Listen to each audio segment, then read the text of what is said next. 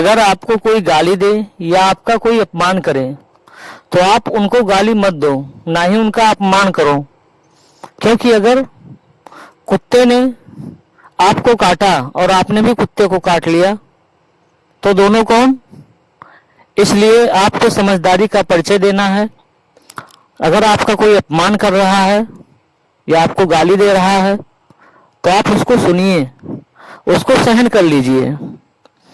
क्योंकि जब भगवान शिव को राजा दक्ष गालियां दे रहे थे, अपमान कर रहे थे, तो भगवान शिव सुन रहे थे, मौन थे।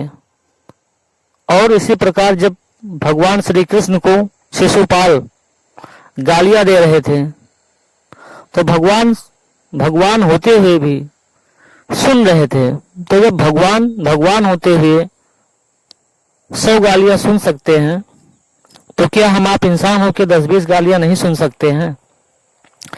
दरअसल जो गालियां दे रहा है, अपमान कर रहा है, वो उसका स्वभाव है। अगर हम भी वही काम करने लगे तो हमारे और उसमें कोई अंतर नहीं रह जाएगा। बहुत सारे ऐसे सवाल होते हैं, उनका जवाब देना या ना देना भी एक समझदारी का विषय होता है। कहीं कहीं पर सवाल का जवाब नहीं दिया जाता है, वहां पर मौन रहा जाता है और उस सवाल का जवाब वक्त उनको देता है, समय देता है। तो ऐसी बहुत सारी समस्याओं को जो आपसे नहीं सुलझ रही हैं उसको आप सुलझाने का प्रयास भी मत कीजिए। क्योंकि अगर आप प्रयास करेंगे तो जितना आप प्रयास करेंगे सुलझाने में उस समस्या को, उतना ही समस्या वो उलझता जाएगा। इसलिए उस समस्या को वहीं पे वक्त के भरोसे पर छोड़ दीजिए, समय पर छोड़ दीजिए। समय उस समस्या का समाधान अवश्य करेगा और आपके पक्ष में करेगा। इसलिए अपना अपमान सहना सीखिए। क्योंकि सहनशीलता जिसने सहन कर लिया, क्योंकि आप सहन कर रहे हैं, इसका मतलब ये है कि उसका जवाब ईश्वर उनको देंगे। अगर आप ही उनका जवाब दे दिया तो फिर ईश्वर को देने के लिए क्या बचेगा? तो अगर आप अपने अपमान, अपनी बेइज्जती का अगर जवाब आप स्वयं नहीं दे रहे हैं तो उसका जवाब ईश्वर देगा।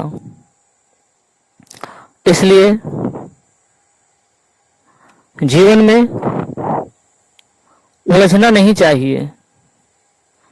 अगर कोई उलझा हुआ है, गालियां दे रहा है, अपमान कर रहा है, तो उसको ये समझना चाहिए कि इसका मति मारी गई है और ये पागल हो चुका है। तो इस तरह से अपनी समझदारी का परिचय देना चाहिए और सहनशीलता अपने अंदर लानी चाहिए।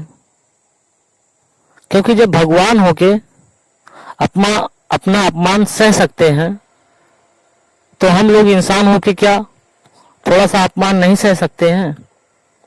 हमको सहन करना चाहिए, सहनशीलता हमको अपने अंदर लानी चाहिए। दोस्तों, अपनी सभी समस्याओं को जो आप सुलझा नहीं सकते हैं उसको प्रयास भी मत कीजिए सुलझाने के लिए, उसको आप समय पर छोड़ दीजिए।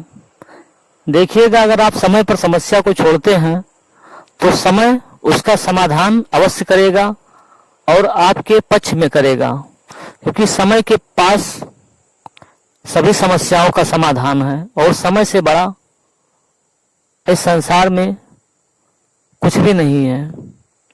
और जब समस्या का समाधान समय करता है और जब समय की मार पड़ती है तो समय के मार में आवाज तो नहीं होती है लेकिन दर्द बहुत होता है। इसलिए अपनी समस्याओं को समय पर छोड़ के निश्चिंत हो जाइए। समय उस समस्या का समाधान अवश्य करेगा। दोस्तों, अगर वीडियो आपको अच्छी लगी है तो वीडियो को लाइक कीजिए और इस कथा को शेयर कीजिए। अगर आप हमारे चैनल पर नए हैं तो इस चैनल को सब्सक्राइब कर लीजिए कि ताकि इसी प्रकार के मोटिवेशनल कथा जो भी हमारे चैनल पर आए इसकी जानकारी आपको मिल जाया करे। चलिए फिर मिलेंगे आपसे इसी तरह से एक नई मोटिवेशनल कथा के साथ। तब तक आप स्वस्थ रहिए, खुश रहिए। धन्यवाद।